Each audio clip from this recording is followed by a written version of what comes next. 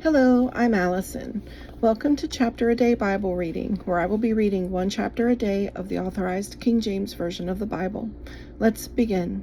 Numbers, chapter 19. And the Lord spake unto Moses and unto Aaron, saying, This is the ordinance of the law which the Lord hath commanded, saying, Speak unto the children of Israel, that they bring thee a red heifer without spot, wherein is no blemish, and upon which never came yoke. And ye shall give her unto Eleazar the priest, that he may bring her forth without the camp, and one shall slay her before his face. And Eleazar the priest shall take of her blood with his finger, and sprinkle of her blood directly before the tabernacle of the congregation 7 times.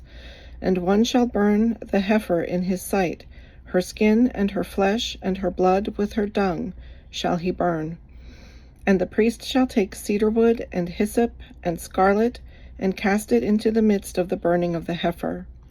Then the priest shall wash his clothes, and he shall bathe his flesh in water, and afterward he shall come into the camp, and the priest shall be unclean until the even. And he that burneth her shall wash his clothes in water, and bathe his flesh in water, and shall be unclean until the even.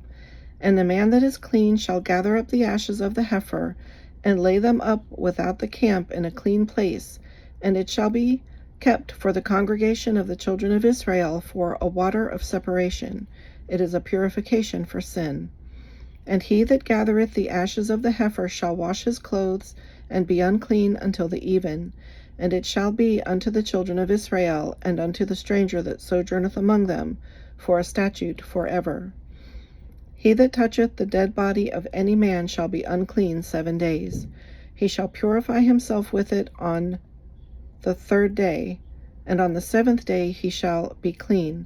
But if he purify not himself the 3rd day, then the 7th day he shall not be clean. Whosoever toucheth the dead body of any man that is dead, and purifieth not himself, defileth the tabernacle of the Lord, and that soul shall be cut off from Israel. Because the water of separation was not sprinkled upon him, he shall be unclean, his uncleanness is yet upon him. This is the law. When a man dieth in a tent, all that come into the tent and all that is in the tent shall be unclean 7 days. And every open vessel which hath no covering bound upon it is unclean. And whosoever toucheth one that is slain with a sword in the open fields, or a dead body, or a bone of a man, or a grave, shall be unclean 7 days. And for an unclean person they shall take of the ashes of the burnt heifer of purification for sin, and running water shall be put thereto in a vessel. And a clean person shall take hyssop, and dip it in the water, and sprinkle it upon the tent, and upon all the vessels, and upon the persons that were there, and upon him that touched a bone, or one slain, or one dead, or a grave. And the clean person shall sprinkle upon the unclean on the 3rd day, and on the 7th day. And on the 7th day he shall purify himself, and wash his clothes, and bathe himself in water, and shall be clean at even. But the man that shall be unclean, and shall not purify himself, that soul shall be cut off from among the congregation, because he hath defiled the sanctuary of the Lord. The water of separation hath not been sprinkled upon him. He is unclean.